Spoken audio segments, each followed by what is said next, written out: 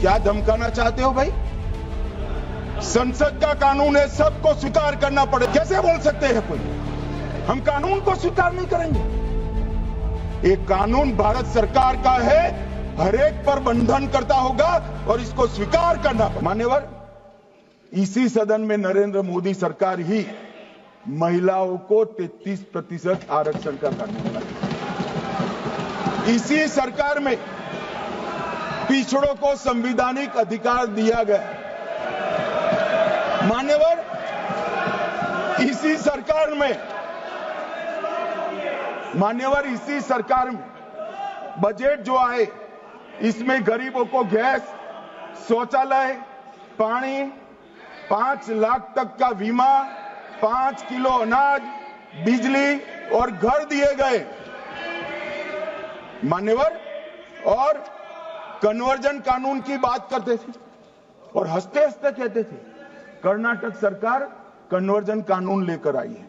सबसे पहला कन्वर्जन कानून उड़ीसा और मध्य प्रदेश में कांग्रेस सरकार लेकर आई, मगर उस वक्त कांग्रेस सरकार तुष्टीकरण की नीति पर नहीं चलती थी, महात्मा गांधी के सिद्धांतों पर चलती थी। मध्य प्रदेश और उड़ीसा में सबसे पहला कन्वर्जन के खिलाफ कानून कोई लाया तो कांग्रेस पार्टी लाई, और मुझे गर्व है मेरी पार्टी की सरकारें कन्वर्जन पर कानून लाती। मान्यवर, सबको अपना धर्म का अनुसरण करने का अधिकार है, कोई शौक से करे, मगर लोभ, लालच, भय, इससे धर्म परिवर्तन नहीं कराया जा सकता। किसी गरीब के पास खाना नहीं है, खाना देकर उसका धर्म बदला दोगे? कोई थोड़ा कम पढ़ा लिखा व्यक्ति है, उसका धर्म बदला दोगे? ऐसे नहीं होगा मान्यवर।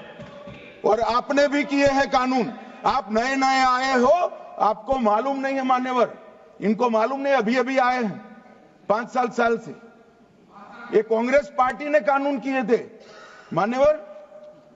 अपील का प्रावधान भी हमने आगे बढ़ाया और गैर मुसलमानों के द्वारा दान की गई संपत्तियों पर, गैर मुसलमानों की दान की संपत्तियों पर वक्फ अधिनियम को हमने लगने से मना कर दिया। मानो उनके लिए चैरिटी कमिश्नर का कायदा है। ये प्रैक्टिसिंग इस्लाम, जो इस्लाम की प्रैक्टिस करते हैं, इसीलिए मान्यवर हमने ओवरराइडिंग इफेक्ट को भी समाप्त कर दिया। मान्यवर, ट्रस्ट का नियमन करने का जो कानून होता है, जैसे चैरिटी कमिश्नर के कानून में कोई ओवरराइडिंग इफेक्ट नहीं है। जहां क्लासेस आते हैं वहां ओवरराइडिंग इफेक्ट होती है। यहां ओवरराइडिंग इफेक्ट इसलिए दिएगी कि आप जिसकी संपत्ति हड़पी जाएगी उसको कोर्ट से जाने से रोकना चाहते थे, इसलिए ओवरराइडिंग इफेक्ट जो हमने मान्यवर निकाल दिया है।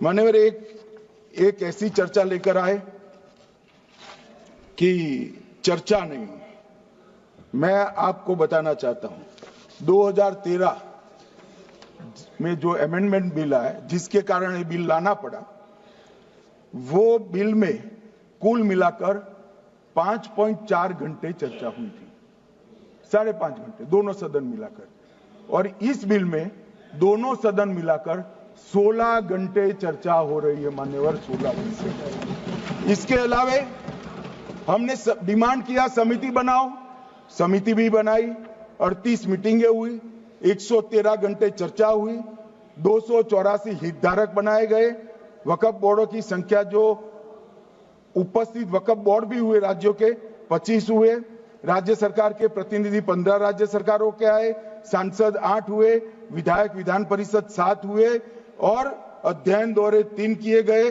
और अल्पसंख्यक आयोगों को भी 5 बुलाया गया। ये सबसे 92.68 लाख, करीब 1 करोड़ सुझाव देश भर से ऑनलाइन आए, इसकी मीमांसा कर ये कानून बना है। आप ऐसे इसको खारिज नहीं कर सकते हो पूरी प्रक्रिया को। आप जो कर रहे हैं 5.5 घंटे की प्रक्रिया, ये बहुत लोकतांत्रिक प्रक्रिया है, और हम 16 घंटे चर्चा करते हैं कि चर्चा आपके अनुरूप चर्चा नहीं हो सकती। ये सदन में हर सदस्य बोलने के लिए स्वतंत्र है, कोई परिवार की यहां चलती नहीं है। ये तो जनता के नुमाइंदे हैं, किसी की कृपा से नहीं आए हैं। मान्यवर, जो दिल में है, जो जनता की आवाज है, वो रखेंगे। मान्यवर, एक सदस्य द्वारा कहा गया कि ये मिसलीडिंग है कि पुराने कानून में 2013 के जो अमेंडमेंट्स थे उसमें अपील का प्रोविजन था। अब मैं कहना चाहता हूं 83(9) उसमें अधिकरण द्वारा किए गए किसी भी विनिश्चय का आदेश विरुद्ध, चाहे वो अंतरिम हो या फाइनल, इस पर अपील नहीं हो सकती। इसका मतलब अपील का प्रोविजन आपने रखा ही नहीं था। सिविल न्यायालय, राजस्व कोर्ट और अन्य प्राधिकरण उसके अधिकार क्षेत्र पर भी प्रतिबंध लगा दिया और सरकारी अधिसूचना जो बाद में वक्फ बोर्ड और वक्फ परिषद के एडवाइस से होगी, इसको भी कोई चुनौती नहीं दे सकता। मान्यवर, मुझे ये बताओ कि अभी अभी फैशन है संविधान लहराने की। ये संविधान के हिसाब से सरकार का या किसी भी निजी संस्था का कोई भी फैसला मान्यवर कायदे की कोर्ट से बाहर कैसे हो सकता है? कोई भी फैसला हो, ये देश की अदालत वो फैसले तक रुचि नहीं रखेगी। नागरिक ग्रीवेंसेस लेकर कहां जाएंगे? जिसकी भूमि हड़प कर ली गई वो कहां जाएगा? ऐसा नहीं चलेगा। आपकी वोट बैंक के लिए आपने किया था, हम खारिज कर रहे हैं, हम खारिज कर रहे हैं। ऐसा नहीं चलेगा। अदालत में जाइए, जिसको ग्रीवेंसेस है इधर और साइड से, और अदालत न्याय करेगी। न्याय के लिए तो अदालतें बनी हैं। और मान्यवर, यहां एक सदस्य ने कह दिया माइनॉरिटी इस कानून को स्वीकार नहीं करेगी। क्या धमकाना चाहते हो भाई? संसद का कानून है, सबको स्वीकार करना पड़ेगा। स्वीकार नहीं करेंगे मतलब क्या है? कैसे बोल सकते हैं कोई हम कानून को स्वीकार नहीं करेंगे? एक कानून भारत सरकार का है, हर एक पर बंधन करता होगा और इसको स्वीकार करना पड़ेगा।